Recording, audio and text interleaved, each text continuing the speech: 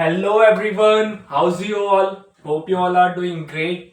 So welcome again in the session number 3 of 15 days test drive series. ठीक है, तो हमने फर्स्ट और सेकंड सेशन में फर्स्ट सेशन में हम लोगों ने फिजिक्स पढ़ी, सेकंड में हमने मैथ्स पढ़ी. सो आज ये थर्ड सेशन है. इसमें हम लोग क्या पढ़ेंगे? केमिस्ट्री पढ़ेंगे. तो without taking any time in introduction start करते हैं हम इसे. तो केमिस्ट्री का जो फर्स्ट चैप्टर होता है, केमिस्ट्री का फर्स्ट चैप्टर होता है some basic concepts of chemistry. वही चीज है कि केमिस्ट्री से हमें क्या मिलता है, केमिस्ट्री ने हमारे एनवायरनमेंट को क्या दिया है, हम उससे क्या सीखते हैं. तो पहले इसके जो चैप्टर है हम वही सारी चीजें देखेंगे. तो इसमें सबसे पहले आता है, देखो, मैटर. मैटर होता क्या है? सब बच्चे ना इसी में सबसे पहले टॉपिक में ही कंफ्यूज हो जाता है, सर मैटर क्या होता है. एक एग्जाम्पल के थ्रू समझते हैं कि मैंने आप लोगों से बोला कि एक ना घर बन रहा है, और वो घर किसका बनेगा भाई? ब्रिक का बनेगा, ऑब्वियस सी बात है ना. ब्रिक को जोड़ जोड़ के एक ब्रिक इसके ऊपर, दूसरी उसके ऊपर, तीसरी, ऐसे करते करते हजारों हजारों ब्रिक्स लग जाती है एक घर को बनने में, एक बिल्डिंग को बनने में. ठीक है, तो वो एक ब्रिक, एक ईंट क्या होगी? वो होगी एक मैटर. वो पूरी उस बिल्डिंग के लिए, पूरे उस घर के लिए एक ब्रिक क्या होगी? मैटर. तो मतलब ऐसा नहीं है कि सिर्फ एक ही ब्रिक होगी, हर एक ब्रिक की बात कर रहा हूं, हर एक ब्रिक उसके लिए क्या होगी? मैटर होगी. जैसे देखो यहाँ पे एग्जांपल मिले, स्टेट्स ऑफ मैटर. ये चीजें आप लोगों ने पढ़ी हुई है. सॉलिड, लिक्विड, गैस, ये आप लोग 8, 9, 10th में ये सारी चीजें आप पढ़ के आते हो, है ना. इसमें ऐसा कोई हार्ड एंड फास्ट चीजें तो है नहीं जो आप लोग की 11th की केमिस्ट्री पढ़ रहे हैं तो इसमें बहुत कुछ अलग होगा. नहीं, वही चीजें हैं जो आप लोग पहले पढ़ के आए हो. ठीक है, तो देखो सबसे पहले वही सॉलिड की बात करते हैं. तो सॉलिड में क्या होता है? रिजिडिटी होती है. इसके जो मॉलिक्यूल्स होते हैं, मॉलिक्यूल्स बोल रहे हैं, मैटर बोल लो, इसके जो मॉलिक्यूल्स होते हैं उनके बीच में फोर्स ऑफ अट्रैक्शन बहुत ज्यादा होती है, जिसकी वजह से ये मॉलिक्यूल्स क्लोजली पैक्ड होते हैं. ठीक है, इनके बीच में एयर का भी स्पेस नहीं होता. वैसे इसमें दिया हुआ है, इस फिगर में दिया हुआ है, बट सॉलिड के बीच में एयर का भी स्पेस नहीं होता. ठीक है, ध्यान रखना. रिजिडिटी होती है, फिक्स्ड शेप होती है और फिक्स्ड वॉल्यूम होती है. ये सारी चीजें आप लोगों ने पढ़ी हुई है. फिर लिक्विड की बात करते हैं. इसके जो मॉलिक्यूल्स है थोड़े लूजली पैक्ड होते हैं, है ना. ये प्रॉपर्टी आप लोग 9th में पढ़ते होगी. सो लिक्विड के जो मॉलिक्यूल्स होते हैं वो लूजली पैक्ड होते हैं, और इनके बीच में जो फोर्स ऑफ अट्रैक्शन होती है वो थोड़ी सी कम होती है as compare to solid. Solid से थोड़ी सी कम होती है. इसलिए देखो यहाँ पे स्पेस ज्यादा होता है, सॉलिड से ज्यादा स्पेस होता है. वैसे तो दिखा हुआ है सॉलिड में तो स्पेस ही नहीं होता क्या, बट इसमें स्पेस होता है. ठीक है, तो इसमें कोई रिजिड नहीं होते कि मतलब बहुत ज्यादा क्लोजली पैक्ड नहीं होते. इनकी कोई फिक्स शेप नहीं होती भाई. वाटर की कोई फिक्स शेप नहीं होती ना. वाटर को मैं जिस भी कंटेनर में डालूंगा वो उसकी शेप ले लेगा, चाहे वो कंटेनर सर्कुलर हो, चाहे क्यूबिकल हो, कैसा भी हो. ठीक है, फिर आ जाता है इसकी फिक्स्ड क्या होती है? फिक्स्ड वॉल्यूम होती है. इसकी वॉल्यूम क्या रहती है? फिक्स्ड रहती है. अब बात करते हैं हम गैस की. गैस में देखो भाई, फोर्स ऑफ अट्रैक्शन है ही नहीं. गैस के मॉलिक्यूल्स में फोर्स ऑफ अट्रैक्शन होती ही नहीं है. तो ये क्या होते हैं? Not rigid. इसकी कोई फिक्स्ड शेप नहीं होती. ये भी कोई फिक्स्ड शेप. गैस को भी किसी भी कंटेनर में डाल दो वो उसी की शेप ले लेगी गैस. ठीक है, वही सेम चीज. और इसकी कोई फिक्स्ड वॉल्यूम भी नहीं होती. इसकी कोई फिक्स्ड वॉल्यूम भी नहीं होती. ध्यान रखने तीनों चीज. बस एक सॉलिड ही है. अच्छा, इसमें एक चीज और लिखवा देता हूँ, force of attraction. Force of attraction इसमें होती ही नहीं है. ठीक है, इसमें जो फोर्स ऑफ अट्रैक्शन है वो लेस होती है, थोड़ी सी कम होती है. ठीक है, और इसमें फोर्स ऑफ अट्रैक्शन हाई होती है. इसमें जो फोर्स ऑफ अट्रैक्शन है वो हाई होती है. फोर्स ऑफ अट्रैक्शन हाई होती है. बॉन्ड बनाने में आगे काम आएगा. फोर्स ऑफ अट्रैक्शन ऐसा इंपॉर्टेंट टॉपिक है, जब आप लोग आगे केमिस्ट्री पढ़ोगे तो आप लोगों को पढ़ोगे कि बॉन्ड्स कैसे बनते हैं. बॉन्ड्स में जिसकी फोर्स ऑफ अट्रैक्शन बहुत ज्यादा होती है उसका बॉन्ड उतना ही अच्छा होता है. रियल लाइफ के एग्जांपल्स ले लो भाई. बॉन्ड बनते हैं, बॉन्ड टूटते भी हैं. इतनों में फोर्स ऑफ अट्रैक्शन ज्यादा भी होती है बट फिर भी टूट जाता है. बट कोई नहीं, जुड़ते भी है, वापस भी जुड़ते हैं. केमिस्ट्री में जुड़ सकते तो ये तो फिर भी रियल लाइफ है, इसमें भी जुड़ेंगे, है ना. तो जस्ट लाइक सॉलिड ऐसे ही बॉन्ड बनने चाहिए जो टूट ही नहीं सकते. आगे बढ़ते हैं. अब आ जाता है कन्वर्जन. कन्वर्जन कैसे होते हैं? अच्छा, ये चीजें भी आप लोग पढ़ के आए हो. कन्वर्जन भी आप लोगों को अच्छे से आती है. रिकॉल कर लेते हैं क्या होती है. सॉलिड से जब गैस बनती है, वो सबसे पहले मैं वो 3 चीजें बता देता हूँ जो हर एक बच्चे को पता होती है. सॉलिड से गैस में क्या होता है? सॉलिड से गैस में होता है सब्लिमेशन. सॉलिड से गैस में क्या बनता है? उस प्रोसेस को क्या कहते हैं? मतलब सॉलिड से जब गैस बन जाती है उस प्रोसेस को बोलते हैं सब्लिमेशन. ठीक है, जैसे इसका जो एग्जांपल होता है आप लोगों ने सुना होगा, और नैप्थलीन बॉल, जिसे कैंफर बोलते हैं, कपूर बोलते हैं हिंदी में. ठीक है, वो क्या हो जाते हैं, उसे हम किस में रख देते हैं, कपड़ों में रख देते हैं ना, तो वो गायब हो जाती है। वो सॉलिड होती है बट वो गायब हो जाती है, वो गैसीय स्टेट में आ जाती है, तो उसे क्या बोलते हैं, सब्लिमेशन। ठीक है। और बच्चों को क्या पता होता है, उन्हें पता होता है लिक्विड से जब गैस बनती है, लिक्विड से जब गैस बनती है उसे इवापोरेशन बोलते हैं, या फिर क्या बोलते हैं, वेपराइजेशन ही बोलते हैं, मतलब वेपर्स में कन्वर्ट हो जाती है, तो इसे क्या बोलते हैं, वेपराइजेशन। ठीक है, ये तो आप लोगों को पता ही होगा, वेपराइजेशन। ठीक है, और क्या पता होता है आप लोगों को, सॉलिड से लिक्विड बनता है। सॉलिड से लिक्विड बनने के लिए क्या करते हैं भाई, मेल्ट कर दो। सॉलिड से लिक्विड बनाना तो क्या कर दे, मेल्टिंग कर दे, है ना। जैसे कि क्या नाम ले, इसका नाम ले लो, एक एग्जांपल ले लेते हैं, आइस क्यूब। आइस क्यूब को जब हम फ्रिज से बाहर निकालते हैं, जब उसका टेम्परेचर क्या हो जाता है, बढ़ जाता है, तो क्या हो जाती है, सॉलिड से लिक्विड में चेंज होने लगती है। और वापस अगर उस लिक्विड को सॉलिड में करना, मतलब वो जो लिक्विड आया और उसको मैं वापस से रेफ्रिजरेटर में रख दूंगा, तो क्या बन जाएगी, वो फिर से वापस आइस क्यूब बन जाएगी, मतलब सॉलिड बन जाएगी। तो उस प्रोसेस को क्या क्या बोलते हैं, उसे बोलते हैं फ्रीजिंग। उसे क्या बोलते हैं, उसे बोलते हैं फ्रीजिंग। ये चीजें आप लोग आगे केमिस्ट्री में पढ़ोगे, freezing point, boiling point, melting point, बहुत सारी चीजें आएंगी अभी। ठीक है, तो बाकी इसमें से जो तीन चीजें ना, मेल्टिंग, सब्लिमेशन, वेपराइजेशन, ये आप लोगों को इजीली पता होता है।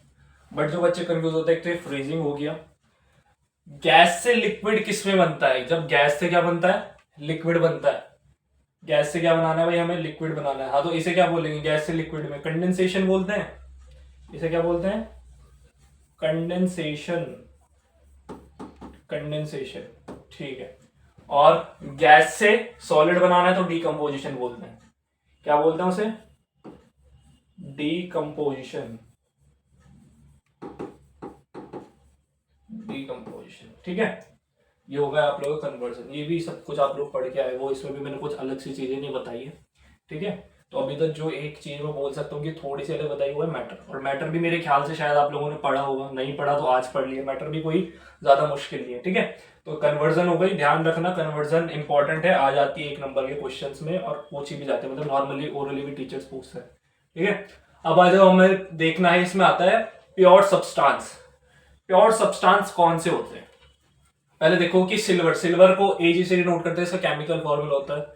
कुछ बच्चों को पता होगा, कुछ जो जिसको नहीं पता, अब 11th स्टार्ट हो गई तो अब याद कर लो। सिल्वर को किससे डिनोट करते हैं, एजी से।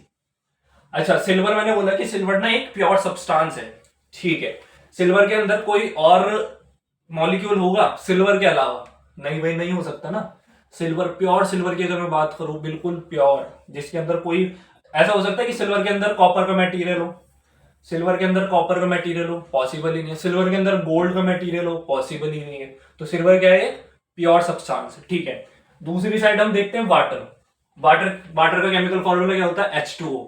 H हमारा होता है क्या, हाइड्रोजन, और O क्या होता है, ऑक्सीजन। ठीक है, H2O, मतलब इसमें 2 मॉलिक्यूल्स होते हैं, सॉरी 2 मॉलिक्यूल्स बोल रहा हूँ, 2 अलग अलग एटम्स होते हैं। अब वो चीजें भी आप लोग आगे पढ़ोगे, एटम से होता है, अभी बताएंगे आगे। ठीक है, तो देखो वाटर, वाटर किससे बना, 2 मॉलिक्यूल्स का मिलकर बना। हाइड्रोजन के 2 मॉलिक्यूल्स हैं, और एक मॉलिक्यूल किसका है, ऑक्सीजन का एक मॉलिक्यूल है।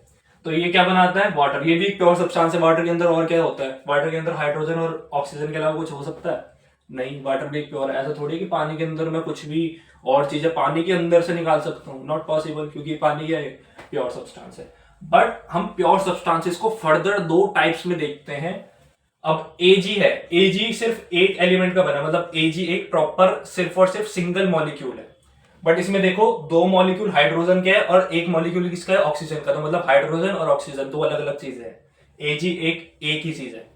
तो जब भी ऐसे प्योर सब्सटेंसेस आते हैं, इन्हें हम बोलते हैं एलिमेंट। क्या बोलते हैं इन्हें, इन्हें हम बोलते हैं एलिमेंट। ठीक है, और जब एक या एक से ज्यादा कंपाउंड, अच्छा सॉरी कंपाउंड बोल रहा हूं, एक या एक से ज्यादा एलिमेंट, एलिमेंट बोल सकते हैं ना, एलिमेंट भी नहीं बोलेंगे ना, अभी बता दे, 1 सेकंड, इससे पहले मैं लिख लूं क्या होता है, कंपाउंड।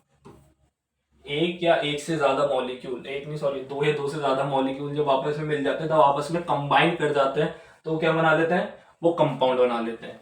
और जब एक सिंगल, क्या होता है, एक सिंगल, अगर मैंने कोई भी, जैसे इसमें एजी लिया है, इसमें किसके, इसमें 3 मॉलिक्यूल है, बात कर लो, इसमें 3 मॉलिक्यूल है ना। अच्छा, अगर मैं यहाँ पे ऐसे लिख दूं कि सर Ag2 मतलब सिल्वर के 2 मॉलिक्यूल, तो क्या वो प्योर होगा और वो सिर्फ एलिमेंट होगा या वो कंपाउंड हो जाएगा? वो सिर्फ एलिमेंट रहेगा बेटा, क्योंकि वो तो Ag है ना। नंबर ऑफ मॉलिक्यूल्स पे डिपेंड नहीं करता। बस एक चीज देखो कि सिल्वर के अंदर और कुछ नहीं है, सिल्वर सिर्फ Ag से बना है, मतलब Ag तो उसका केमिकल फॉर्मूला है, सिल्वर के अंदर कुछ नहीं है। वाटर, वाटर क्या है? वाटर में क्या क्या मॉलिक्यूल्स आ रहे हैं? दो तो हाइड्रोजन के मॉलिक्यूल्स है, एक ऑक्सीजन के मॉलिक्यूल्स है, तो हाइड्रोजन भी एक गैस होती है, तो मतलब ये दो गैस का मिक्सचर है। दो गैस का क्या है? ये मिक्सचर है। तो ध्यान रखना, जब भी दो या दो से ज्यादा मॉलिक्यूल मिलके एक कंपाउंड बना, कंपाउंड ही बोलना यार, मेरे को बार बार ये याद आता है क्योंकि इसे कंपाउंड ही बोलते हैं ना। दो या दो से ज्यादा मॉलिक्यूल बनके कोई एक सब्सटेंस बनाते हैं तो उसे क्या बोलते हैं? कंपाउंड। और जब कोई एक सिंगल मॉलिक्यूल बनता है, सिंगल मॉलिक्यूल से कोई चीज बनती है तो उसे क्या बोलते हैं? एलिमेंट। ठीक है, तो ये चीजें ध्यान रखना, एलिमेंट क्या होता है और कंपाउंड क्या होता है।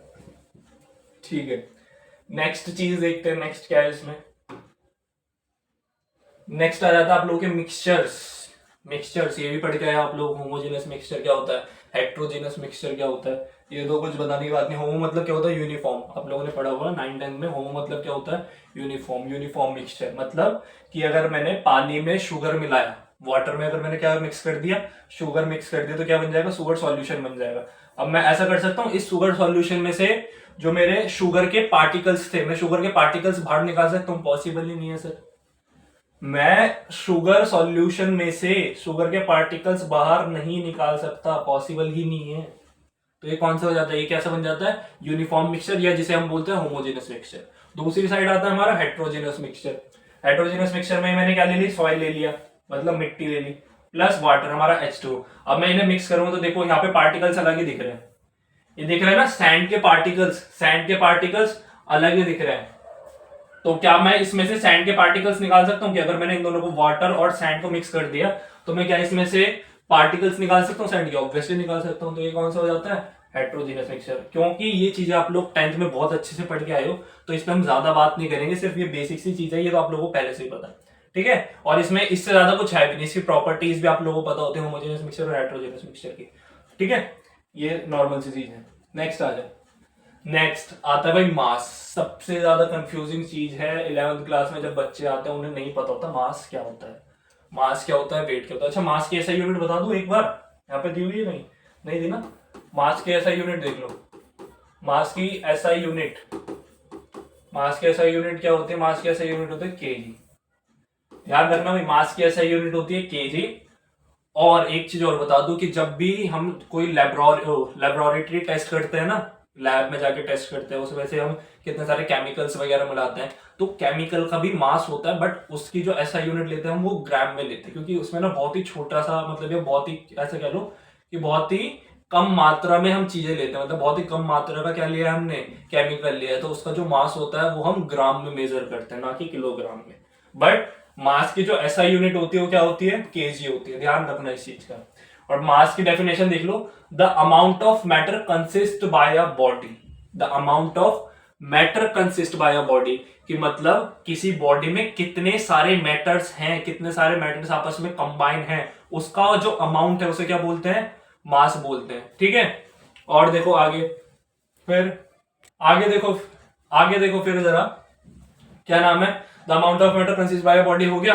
अच्छा, इसकी डेफिनेशन क्लियर हो गई। अब जो इसमें सबसे बड़ी कंफ्यूजन है ना, वो होती है कि मास और वेट में डिफरेंस क्या है। ठीक है, मास और वेट में डिफरेंस क्या है? सबसे पहले मैं वेट की ऐसा यूनिट बताता हूँ। ये आप लोगों का वेट, वेट की ऐसा यूनिट क्या होती है? होती है न्यूटन। ठीक है, जिसे नहीं पता वो अब जान लो, और जिसे पता है बहुत अच्छी बात है। इसकी ऐसा यूनिट क्या होती है? न्यूटन। न्यूटन बाबा पढ़े होंगे इसके लॉस तो, है ना, न्यूटन के लॉस पढ़े होंगे, 3 लॉस। ठीक है, देखो जरा आगे, ऐसा यूनिट इसकी मास की केजी हो गई, वेट की क्या हो गई? न्यूटन। अब देखो इस ऐसा यूनिट से ही कैसे डिफरेंसेस में क्लियर करेंगे हम लोग कि मास और वेट में क्या डिफरेंस होता है। मास की डेफिनेशन देखो, मास की डेफिनेशन तो यार आप लोगों ने देखी, the amount of matter consist by a body. ठीक है, कि जैसे अगर एक घर का एग्जांपल ले लो, तो उसमें जितनी ब्रिक्स लगी हैं उन सबका जो अमाउंट है वो क्या हो जाता है? उसका मास हो जाता है। वेट क्या होता है? Weight depends on the effect of gravity. अच्छा, ये मैं पहले ग्रेविटी उन्होंने डायरेक्टली दे दी, मैं बता दूं वेट क्या होता है। वेट होता है कि किसी भी ऑब्जेक्ट पर कितना ग्रेविटेशनल फोर्स लग रहा है, वो उसका वेट होता है। जैसे कि आप लोग, अभी मैं स्टैंड कर रहा हूं, मैं कोई एक ना सरफेस पे खड़ा हूं, अब मेरे ऊपर कितनी ग्रेविटी ने कितना फोर्स एक्सर्ट किया है, ग्रेविटी मेरे ऊपर कितना फोर्स एक्सर्ट कर रही है, वो क्या होगा, मेरा वेट होगा, वो मेरा क्या होगा, वेट होगा। जैसे अभी हमें पता है कि F इजिकल्स टू क्या होता है, F equals to ma, mass into acceleration. But जब ये एक्सेलरेशन कौन सा हो जाता है, ग्रेविटेशनल एक्सेलरेशन, आप लोगों ने पढ़ा होगा 10th क्लास में, क्या हो जाता है ये, gravitational acceleration, F equals to mg। तो ये वाला जो ग्रेविटेशनल एक्सेलरेशन है, ये ग्रेविटेशनल फोर्स बन जाती है, ठीक है, कि मेरे ऊपर कितनी ग्रेविटेशनल फोर्स लग रही है, वो मेरा क्या होता है, वो वेट होता है। तो ये समझ में आया कि अमाउंट ऑफ मैटर जो होता है किसी भी बॉडी का, मेरी जैसे मेरी बॉडी है, पर्टिकुलर मेरी बॉडी है, ठीक है, बॉडी किससे बनी है, छोटे छोटे मैटर से। अब मेरे को थोड़ी अंदर की जो चीजें है, जैसे स्किन है, छोटे छोटे मैटर से बनी हुई है ना, अंदर के जो मेरे जो पार्ट्स होंगे वो छोटे छोटे मैटर से बने हैं, उससे बन के एक मैं पूरा एक क्या बनाऊं, इंसान बनाऊं, एज ए ऑब्जेक्ट, मान लो कि एक ऑब्जेक्ट बनाऊं, तो वो मेरा क्या है, वो मेरा मास है। मेरे ऊपर जो फोर्स ऑफ ग्रेविटी लग रही है वो क्या है, मेरा वेट होता है। तो मास और वेट में सबसे बड़ा डिफरेंस यही है। अच्छा डिफरेंस बता दूं, डिफरेंस इनके बीच में होगा, जैसे कि मास ना प्लेस टू प्लेस वेरी नहीं करता, मतलब प्लेस टू प्लेस चेंज नहीं होता। जो मेरा मास अर्थ पे है वही मेरा मास मून पे होगा, बट वेट वेरी करता है। वेट कैसे वेरी करता है सर, कि मेरा अर्थ पे कोई वेट है, कुछ भी मान लो कि जैसे 62 kg है, ठीक है, 62 kg मेरा अर्थ पे वेट है, बट अगर मैं मून पे जाऊंगा ना, मेरा वेट चेंज कर जाएगा। क्यों, क्योंकि वहां पे ग्रेविटेशनल फोर्स बहुत कम होती है, ठीक है, वहां पे जाके मेरा वेट क्या हो जाएगा, चेंज हो जाएगा, क्योंकि वहां पे ग्रेविटेशनल फोर्स कम होती है। या कितनी भी जगह, तो स्पेस में कितनी भी जगह ऐसी है कि जहां पे ग्रेविटेशनल फोर्स होती नहीं, तो वहां पे मेरा वेट क्या होगा, 0। बट वहां पे मेरा जो मास अर्थ पे है ना, जो मेरा मास अर्थ पे है वही मेरा मास जो है मून पे होगा, या अगर मैं स्पेस में चलाऊंगा तो वहां होगा। तो मास और वेट में सबसे बड़ा डिफरेंस ये है। बच्चे बहुत कंफ्यूज करते हैं, आप लोग नहीं करना, अभी जान लो, फिर जब हम नेक्स्ट सेशन इसका देखेंगे, इस चैप्टर का, पर्टिकुलर चैप्टर का, जब होल चैप्टर पढ़ेंगे तो आप लोगों को कंफ्यूजन नहीं होगी और इजीली समझ में आएगा, ठीक है। नेक्स्ट फिर इसकी प्रॉपर्टीज भी देख लो, इन्होंने क्या क्या डिफरेंस दिखा रखे हैं, कि mass is a property of matter, mass is a property of matter, the mass of an object is the same everywhere. देखो इसने भी बोला हुआ है कि the mass of an object is the same everywhere, कि जो ऑब्जेक्ट का मास होता है वो हर जगह सेम होता है, whether it's on earth, whether it's on moon, ठीक है। अब देखो weight, weight depends on the effect of gravity. किस पे डिपेंड करता है, ग्रेविटी के इफेक्ट पे, कि ग्रेविटी मेरे ऊपर कौन कितना फोर्स लगा रही है, ग्रेविटी का जो अट्रैक्शन है वो मेरे ऊपर कितना लग रहा है, अट्रैक्शन तो नहीं, खैर फोर्स बोलेंगे, ठीक है। अच्छा, weight varies according to location, weight क्या करता है, लोकेशन के अकॉर्डिंग वेरी करता है, जगह जगह मेरा जो वेट होगा अलग अलग होगा। जैसे आप लोगों ने देखा भी होगा कि आप लोग ना बिना खाना खाए अपना वेट मेजर करो, कुछ अलग आएगा, खाना खा के वेट मेजर करोगे अलग आएगा। अच्छा, इसमें कुछ ऐसा है कि सर मेरे ऊपर मतलब खाना खाने से पहले ग्रेविटी कुछ और फोर्स लगा रही थी, खाना खाने के बाद कुछ और लगा रही, नहीं ऐसा कुछ नहीं है, ठीक है। बट वो होता है, आप लोग करके देख लेना चाहे, ऐसा होता है। वो वेटिंग मशीन, वो वेइंग मशीन की गलती बोल रहे हो, कुछ भी बोल लो, ठीक है। अच्छा, mass can never be zero, mass कभी भी जीरो नहीं हो सकता। ऑब्वियसली बात है भाई, मेरी बॉडी में जो मास है, जिस छोटी छोटी चीजों को मिलाकर मेरी बॉडी बनी है, वो मैं कम थोड़ी कर सकता हूँ, या ना तो मैं उन्हें कम कर सकता, ना ही मैं उन्हें क्या कर सकता, ना ही मैं उन्हें बढ़ा सकता, ठीक है। तो इसलिए मास जो है कभी भी जीरो नहीं हो सकता। Weight can be zero if no gravity acts upon an object in the space. देखो स्पेस की बात कर दी इसने भी क्या कर दी, स्पेस की बात कर दी, कि स्पेस में जो है ग्रेविटी जीरो हो जाती है, तो उस जगह पे मेरा जो वेट है वहां पे जीरो हो सकता है, बट मास नहीं हो सकता। ध्यान रखना, ये इंपॉर्टेंट पॉइंट है, ठीक है। Mass do not change according to the location, ये भी आप लोगों को पता लग गया। वेट इंक्रीजेस और डिक्रीजेस वेदर हायर और लोअर द ग्रेविटी, ग्रेविटी जितनी ज्यादा बढ़ेगी उतना ज्यादा मेरा वेट आएगा, ग्रेविटी जितनी ज्यादा कम होगी उतना कम मेरा वेट आएगा, ठीक है। तो किसके अकॉर्डिंग चलता है वेट, ग्रेविटी के अकॉर्डिंग। अच्छा, अब एक चीज बताओ कि आप लोग जब वेट मेजर करते हो, आप केजी में मेजर करते हो, बट उसकी ऐसा यूनिट क्या है, उसकी ऐसा यूनिट होती है न्यूटन। तो केमिस्ट्री में सबसे पहले एक चीज हमने जान ली कि हम वेट हमेशा गलत मेजर करते हैं, हम हमेशा अपना वेट गलत ही मेजर करते हैं, हम केजी में मेजर करते हैं, बट उसकी जो एक्चुअल ऐसा यूनिट होती है वो क्या होती है, न्यूटन होती है। हम क्या मेजर करते हैं वो, अगर मैं एसआई यूनिट के अकॉर्डिंग बात करूं तो हम लोग मास मेजर करते हैं कि हमारा मास कितना है, बट हमारा जो इसकी वेट की जो ऐसा यूनिट होती है वो क्या होती है, न्यूटन होती है। तो ध्यान रखना, एक कंफ्यूजन जो पहले से चलती आ रही थी 11th में आप लोगों की दूर हो गई, ठीक है। नेक्स्ट देखें, नेक्स्ट आ गया laws of chemical combination, chemical combination के लॉज।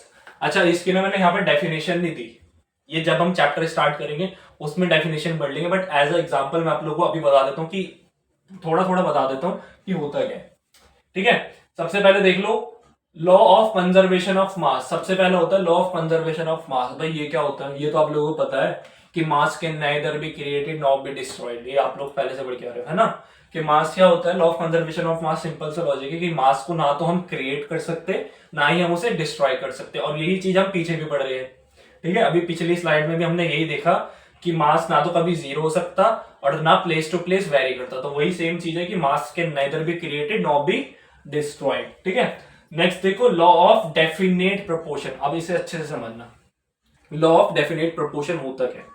ये है कि मेरे को ना एक कंपाउंड बनाना है। कंपाउंड आप लोगों को पता है ना कि दो अलग अलग तरीके के मॉलिक्यूल्स मिलके एक क्या बनता है, कंपाउंड बनाते हैं, दो अलग अलग तरीके के, ध्यान रखना। ठीक है, अच्छा इसमें बोला है कि लॉ ऑफ डेफिनेट प्रोपोर्शन मतलब कि अगर मैंने दो कंपाउंड नहीं, दो एलिमेंट्स लिया, एलिमेंट्स भी नहीं बोलेंगे, दो अलग अलग मॉलिक्यूल्स है, एक मॉलिक्यूल है ए, एक मॉलिक्यूल है बी, और उससे कोई हमारा प्रोडक्ट बना है, क्या बना है, सी। अच्छा प्रोडक्ट की बात आ गई तो एक बात और आप लोगों को पता ही होगा, जैसे मैंने यहाँ पे दे दिया कि ए, ये इसमें तो समझ नहीं आएगा ब्लैक में, है ना, व्हाइट कर लेते हैं इसे। देखो जरा, अगर मैंने आप लोगों को दे दिया ए प्लस बी जो दे रहे हैं सी, तो ये एक एक्स्ट्रा इंफॉर्मेशन दे देता हूं, इन्हें बोलते हैं रिएक्टेंट्स। वैसे पता भी होगा शायद, क्या बोलते हैं इन्हें, इन्हें बोलते हैं रिएक्टेंट्स, और इसे क्या बोलते हैं, प्रोडक्ट। ठीक है, राइट साइड में जो होता है उसे हम प्रोडक्ट बोलते हैं, लेफ्ट साइड में जो हमारा बनता है उसे क्या बोलते हैं, रिएक्टेंट्स बनते हैं।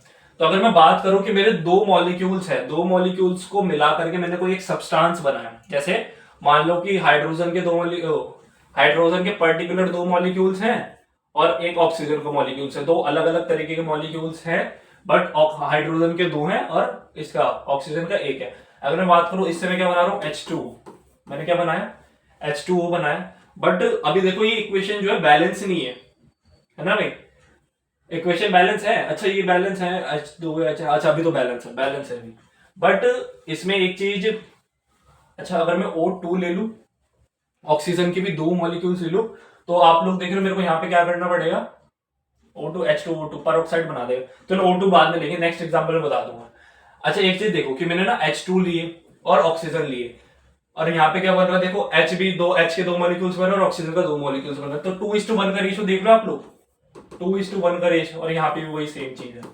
यही मीनिंग है डेफिनेट प्रोपोर्शन का, कि मतलब अगर मैं दो क्या ले रहा हूं, दो अलग अलग मॉलिक्यूल्स ले रहा हूं, जो उनका रिएक्टेंट में जो उनका रेशियो है वही रेशियो उनका किस में है, प्रोडक्ट में है, प्रोडक्ट वाली साइड में उनका वही रेशियो है।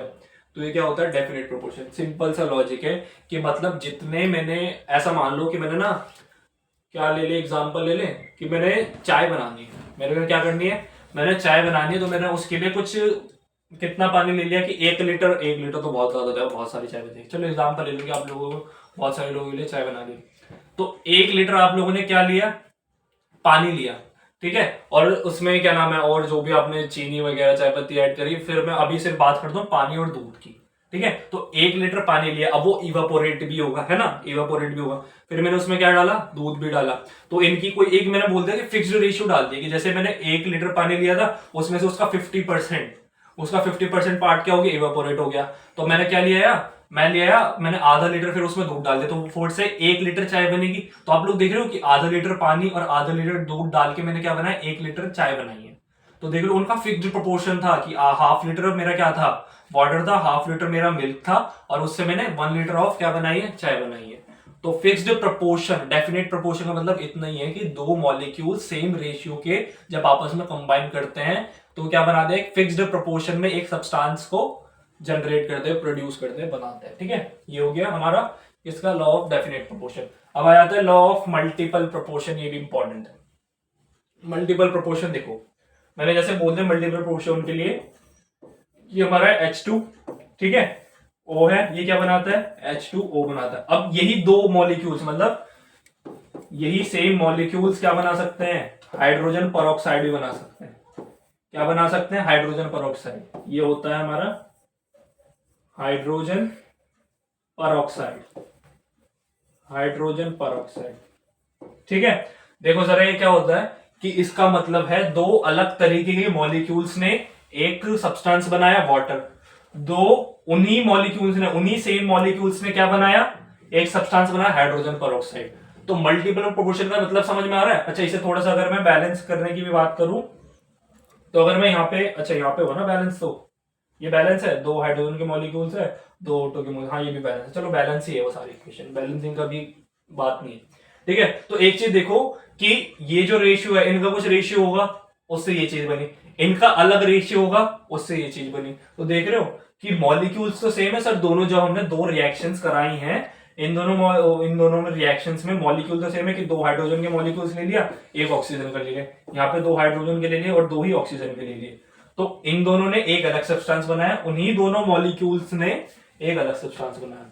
तो जब दो मॉलिक्यूल्स कंबाइन करते हैं और एक या एक से ज्यादा, एक से ज्यादा क्या करते हैं, सब्सटेंस को प्रोड्यूस करते हैं, ये जनरेट करते हैं, तो उसे क्या हम बोलते हैं, उसे बोलते हैं लॉ ऑफ मल्टीपल प्रोपोर्शन, की मतलब अलग अलग रेशियो। अब देखो जरा, यहाँ पे H2O का रेशियो कुछ अलग है, ठीक है, यहाँ पे 2:2 का रेशियो, अगर मैं इनके मासेस की बात करूंगा तो रेशियो अलग आ जाता है, ध्यान रखना, क्योंकि इसका जो एटॉमिक नंबर होता है, अभी आगे जाके आएगा एटॉमिक नंबर, चलो छोड़ो, मैं उसे छेड़ नहीं मेरा, मैं नहीं छेड़ रहा, वो बाद में पढ़ेंगे हम। इसका रेशियो भी नॉर्मली देख लो कि दो मॉलिक्यूल इसके लिए, दो मॉलिक्यूल इसके लिए, ऐसे ऊपर मैंने क्या किया, दो मॉलिक्यूल इसका, इसका 1 था, तो देख लो अलग अलग रेशियोज आ रहा है, और क्या कर रहे हैं, अलग अलग कंपाउंड्स भी फॉर्म कर रहे हैं, अलग अलग क्या कर रहे हो, कंपाउंड्स भी फॉर्म कर रहे हैं, सब्सटेंस भी फॉर्म कर रहे हैं। तो देखो दो अलग मॉलिक्यूल्स, दो अलग तरीके के मॉलिक्यूल्स एक अलग अलग रेशियोज में मिलके दो अलग अलग क्या कर रहे हैं, सब्सटेंस फॉर्म कर रहे हैं। तो समझ जाना लॉ ऑफ मल्टीपल प्रोपोर्शन, ठीक है। अब आ जाता है गेल ल्यूसेक्स लॉ, या फिर इसे जैसे हम बोलते हैं गैसियस वॉल्यूम, ये भी आप लोग गैसियस, अच्छा ये गैसियस है, ध्यान रखिए, ये क्या है, गैसियस है, ठीक है। अच्छा गैसियस वॉल्यूम, गेल ल्यूसेक लॉ, अच्छा ये ना क्या नाम है, गेल ल्यूसेक, बहुत इंपॉर्टेंट लॉ है, ये आप लोगों का बहुत काम आएगा आगे भी, ये साइंटिस्ट का नाम है, गेल ल्यूसेक लॉ ऑफ गैसियस वॉल्यूम।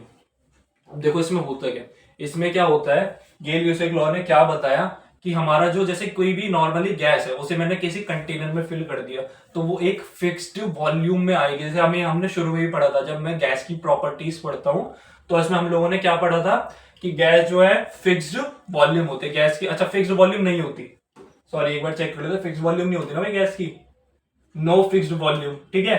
तो इसमें हम क्या देख रहे हैं, गेल ल्यूसेक लॉ ने क्या बोला, क्या देता है, गैस जो हमारी फिक्स्ड वॉल्यूम देती है। तो ये अभी तक हमें प्रॉपर्टी ये बता दी कि नो फिक्स्ड वॉल्यूम होती है, बट जो Gay Lussac's law of gaseous volume है कि अगर हम इसे किसी भी कंटेनर में डालते तो वो एक फिक्स्ड रेशियो में चला जाता है, क्या करता है वो, एक फिक्स्ड रेशियो में गैस जो है खुद को कंबाइन कर लेते हैं, गैस के पार्टिकल्स इस तरीके से आ जाते हैं, तो वो जो खुद को ना एक तरीके के फिक्स्ड रेशियो में कंबाइन कर लेता है। अच्छा ये तीनों लॉज ना रेशियो के ऊपर है भाई, ये जो तीनों लॉज हैं ये रेशियो के ऊपर है तीनों ही, ये फिक्स्ड प्रोपोर्शन का रेशियो होता है, इसमें रेशियोज अलग अलग होते हैं, तो इससे सब्सटेंस अलग बनते हैं, इसमें वो क्या बोल दिया उसने, इसमें गैसियस का रेशियो बता दिया, ठीक है। अच्छा एवोगाड्रो लॉ, एक इसमें इंपॉर्टेंट नंबर भी आता है एवोगाड्रो नंबर। अच्छा मैं ये बोल रहा हूँ कि ये ना अभी आप लोग यहाँ तक देखो, ये 4 लॉज, क्योंकि ये ना थोड़ा सा हैवी हो जाएगा आप लोगों के लिए अभी, क्योंकि ये सेशन ऐसा तो है नहीं कि मैं इसमें सारी चीजें पढ़ा रहा हूँ, इसमें वो चीजें पढ़ा रहा हूँ जो कि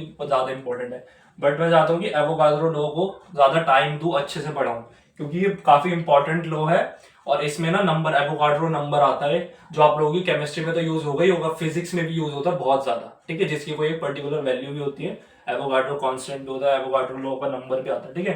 तो वो हम नेक्स्ट जब भी हम इस चैप्टर को स्टार्ट करेंगे उसमें अच्छे से पढ़ेंगे, और फिजिक्स में भी ये पढ़ना ही है हमने, ठीक है। तो ध्यान रखो भाई, तब तक के लिए, अभी हमारा नेक्स्ट सेशन फिर कल भी आएगा, तब तक ये सेशन करो। अच्छा आज भी इसमें कोई होमवर्क क्वेश्चंस नहीं है इसमें, क्योंकि हमने ऐसा कुछ पढ़ा भी नहीं जो होमवर्क दिया जाए आपको, ठीक है, नॉर्मल हमने अभी तो सिर्फ वही पढ़ा जो हम 10th में पढ़ के आए हुए हैं, ठीक है। बाकी ये सिर्फ ये 4 लॉज हैं, 4 में से शायद ये वाला लॉ भी आप लोग पहले पढ़ चुके होंगे कि मास can nether be created nor be destroyed. बाकी ये 3 लॉज हैं, इसमें से ये 2 तो इंपॉर्टेंट है, बाकी गेल ल्यूसेक लॉ हम आगे भी पढ़ लेंगे अच्छे से, और ज्यादा अच्छे से समझा दूंगा। एवोगाड्रो लॉ का ध्यान रखना कि ये तो बहुत ज्यादा इंपॉर्टेंट है, ये आता ही आता है, एग्जाम में भी आता है, बाकी नॉर्मल टेस्ट वगैरह में भी आता है, इसलिए मैं इसे अच्छे से समझाऊंगा नेक्स्ट जब भी हम इसका चैप्टर स्टार्ट करेंगे, ठीक है।